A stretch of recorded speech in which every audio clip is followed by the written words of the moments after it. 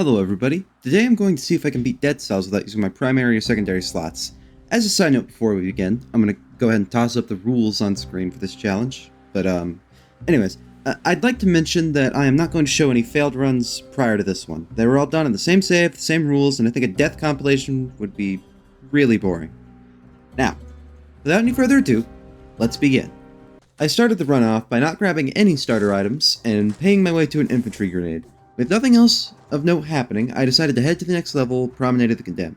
I threw out 2 of my cells into Gold Reserves 3 before upgrading or reforging my grenade.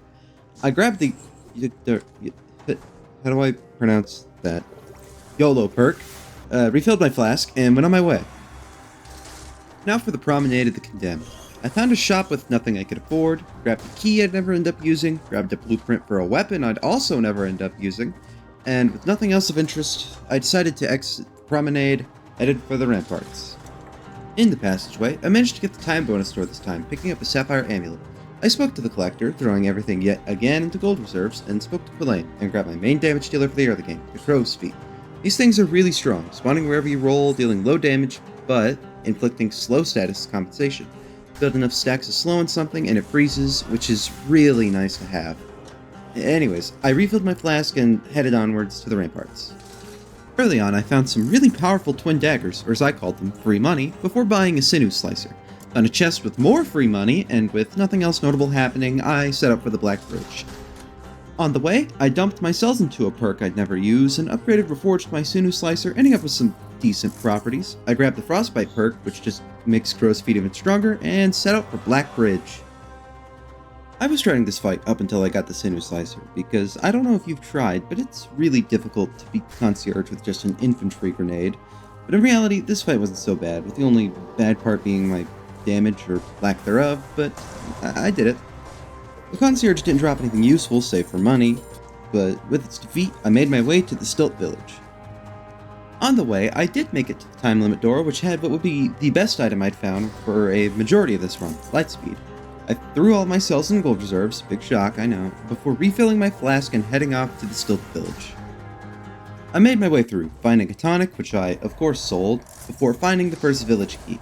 I killed an elite festering zombie, which dropped a slightly better amulet, met a cook and decided to buy a medium health kit, then found and scrapped an infantry grenade.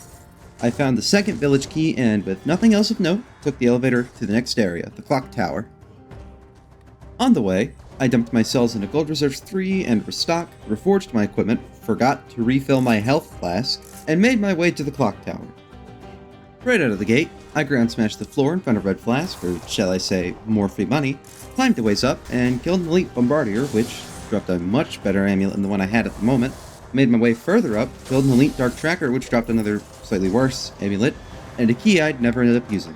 I made my way up, again, found the clockmaker's key, a shop with nothing I could use, another shop with nothing of interest, and I made my way up even further, to the elevator that led to the clock room.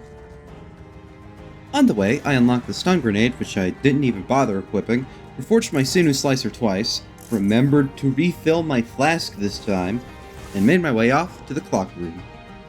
Now for the second major boss, the Timekeeper. This fight was trivial. I had run this fight with this build more times than I care to admit, so I already knew my best bet was staying back and occasionally light speeding. Once again, nothing useful aside from, money. With that, made my way to the final area of the game, the High Peak Castle. On the way there, I grabbed a couple reforges, dumped a single cell into the forge, and a single cell into restock, refilled my health, and with that, I headed off to the High Peak Castle. Not much to talk about here. I just killed 3 guardians with little issues, lit a nice grenade, accidentally picked up a balanced sword, which, oops. And found a shop with the item I wanted to grab since the start of the run. You wouldn't think it, but Apollo Power might be the most damaging item I can use this run. With that, I made my way off to the throne room. On the way there, I dumped my cells into restock, upgraded my Apollo's power, refilled my flask, and with nothing else to do, made my way off to the throne room. Alright, this fight. I'm ashamed at how many times I've died to this fight, once while a single hit from winning, so I did not expect to make it this time.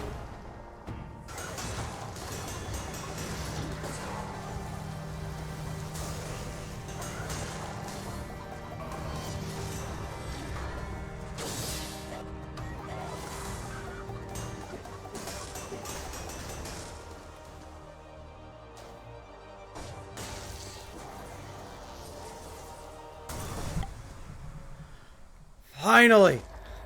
It's over. It's finally over. I did it. Yes!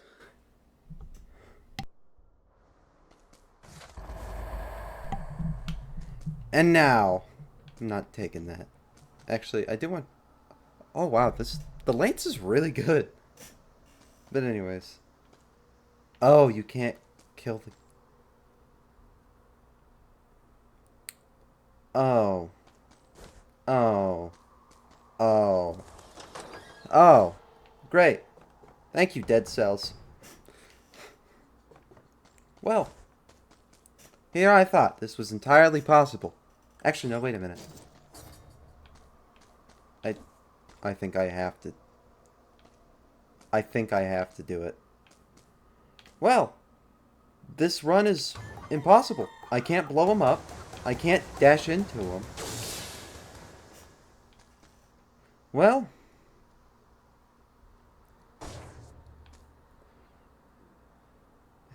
yeah. Can't call trap him. I can't blow him up. Alright. Well, that's it, huh? I'm gonna have to break the rules.